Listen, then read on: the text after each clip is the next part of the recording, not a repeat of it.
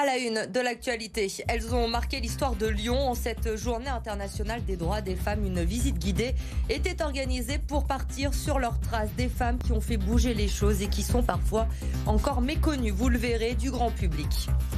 2 semaines après l'effondrement d'un immeuble route de Genasse dans le 3e arrondissement, nous ferons le point sur la situation alors que la mairie vient de lancer une collecte solidaire pour les 5 familles qui vivaient dans ce bâtiment.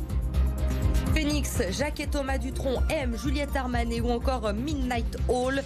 Il y en aura pour tous les goûts encore cette année aux Nuits de Fourvière. La programmation a été dévoilée aujourd'hui. Le théâtre, la danse et le cirque seront également à l'honneur de cette 76e édition.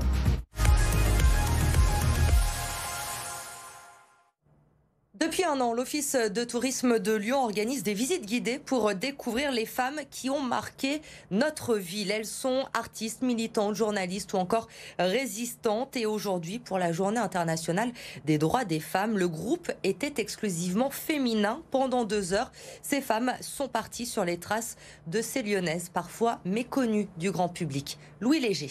Elisabeth Tible, c'est la première femme au monde à avoir volé en montgolfière.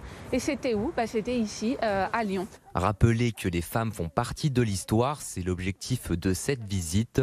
Des personnages comme Louise Labbé, poétesse, Suzanne Michet, journaliste ou encore Marguerite Martin, résistante. Autant de noms qui parlent à Dominique. Moi j'aime beaucoup ces femmes qui étaient déjà très épanouies, très ouvertes à leur époque et qui osaient vivre d'une façon un peu décalée par rapport au reste de la société. Ça m'intéresse beaucoup. Au travers de ces morceaux d'histoire, on cherche à sensibiliser le public à l'égalité femmes-hommes. Une problématique qui parle à Hakima. Pour elle, le combat de ces grandes femmes est une véritable inspiration. Voilà, ils sont très courageuses. Ils ont été très, très courageuses. Il n'y a pas de limite quand la femme choisit quelque chose. Il n'y a pas de limite. Toujours elle continue à faire plein des choses. Cette déambulation a été lancée l'année dernière. Depuis, le public est au rendez-vous. Un juste retour des choses pour ces femmes jusque-là restées dans l'ombre. Il y a cette idée de retrouver finalement le chemin de la lumière, de la visibilité. Et moi je trouve que c'est réparer presque une injustice. Voilà. Elles ont leur place dans la ville et il faut en parler autant que les hommes. Comptez 7 € pour découvrir ces avant-gardistes lyonnaises et 2 heures de marche dans le centre de Lyon.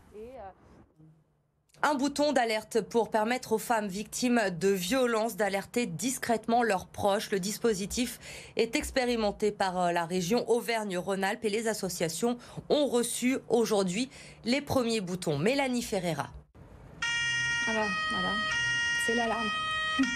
Cette alarme, c'est le dernier échelon d'alerte. Mais avant cela, la victime a la possibilité d'appuyer une fois sur le bouton.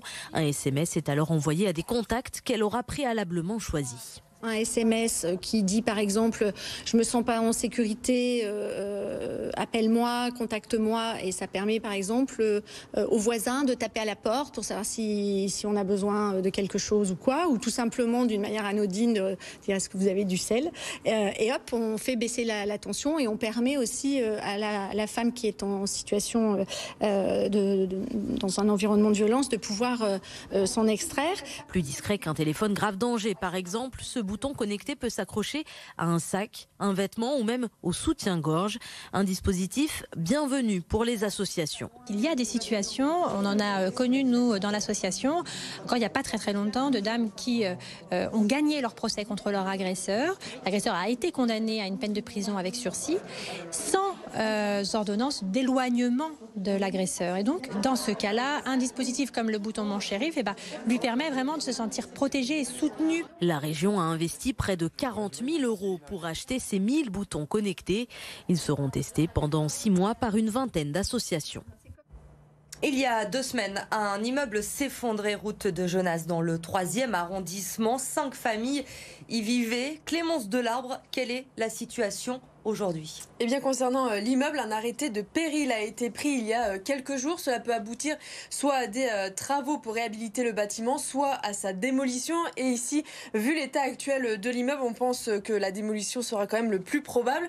En attendant, l'enquête pour déterminer les circonstances exactes de l'effondrement est en cours et cela risque de durer un certain temps, car pour déterminer les causes de l'accident, des experts vont devoir déterminer si c'est l'immeuble qui est en cause, la vétusté de l'immeuble ou le chantier qui est juste à côté qui est à l'origine de l'effondrement. Donc une vraie bataille des experts va commencer. En attendant, les 5 familles ont dû bien sûr être relogées. 3 d'entre elles ont trouvé refuge chez des proches. Et pour les 2 autres, une mère avec ses 2 enfants et une femme enceinte, c'est le CCAS, le Centre communal d'action sociale, qui se charge de les reloger. Et pour aider ces habitants, justement, Clémence, la mairie du 3e arrondissement vient de lancer une cagnotte solidaire. Exactement. Un appel aux dons a été lancé, car si les services de la ville et de la métropole prennent en charge l'hébergement d'urgence, le relogement ou encore les besoins de première nécessité, ces familles ont tout perdu, meubles, vêtements, etc.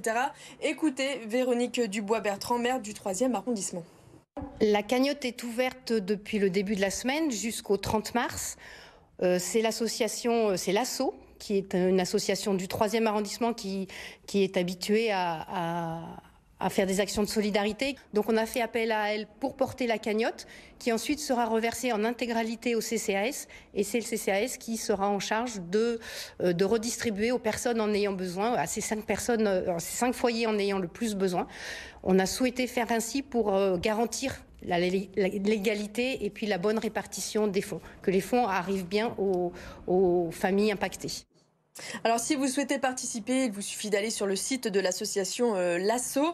La mairie a préféré ce système de cagnotte plutôt que des dons matériels, même si beaucoup de personnes voulaient donner, car tout simplement ces familles n'ont plus de logement, donc elles ne peuvent pas recevoir tous ces dons matériels. Et à côté de ça, la mairie a organisé des créneaux spécifiques pour toutes ces familles, pour qu'elles puissent refaire l'intégralité de leurs papiers. Merci Clémence pour ces précisions. Donc 2 semaines après l'effondrement de cet immeuble route de Genasse dans le 3e arrondissement. Tout autre chose, à présent, un peu de culture dans Bonsoir Lyon avec la programmation des Nuits de Fourvière qui a été dévoilée aujourd'hui. Une version classique cette année, plus de restrictions.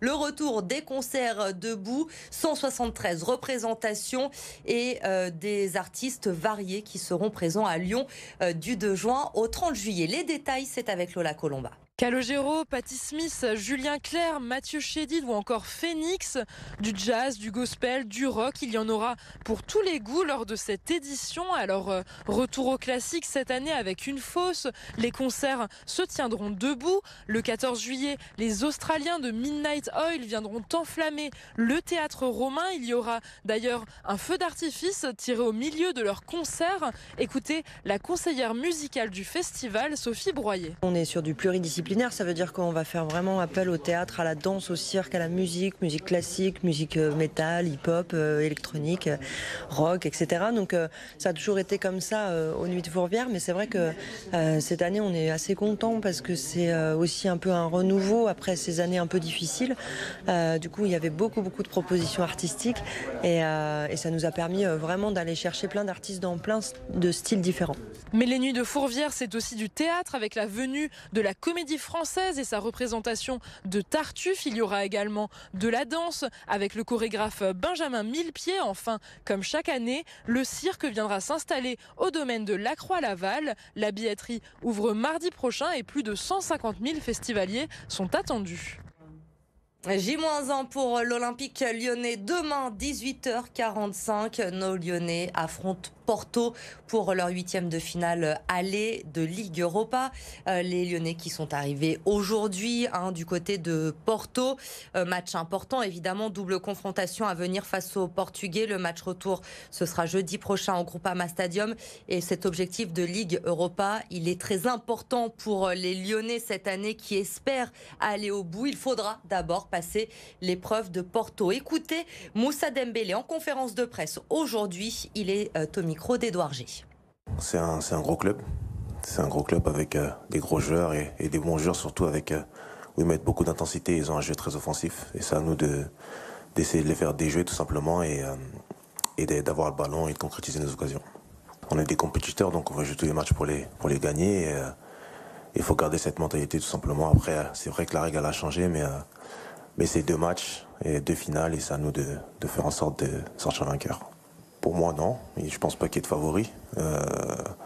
La réponse, ça sera sur le terrain demain soir, tout simplement. Là, on l'aborde comme un gros match parce que c'est un gros match et c'est tout ce qu'il y a à faire, tout simplement.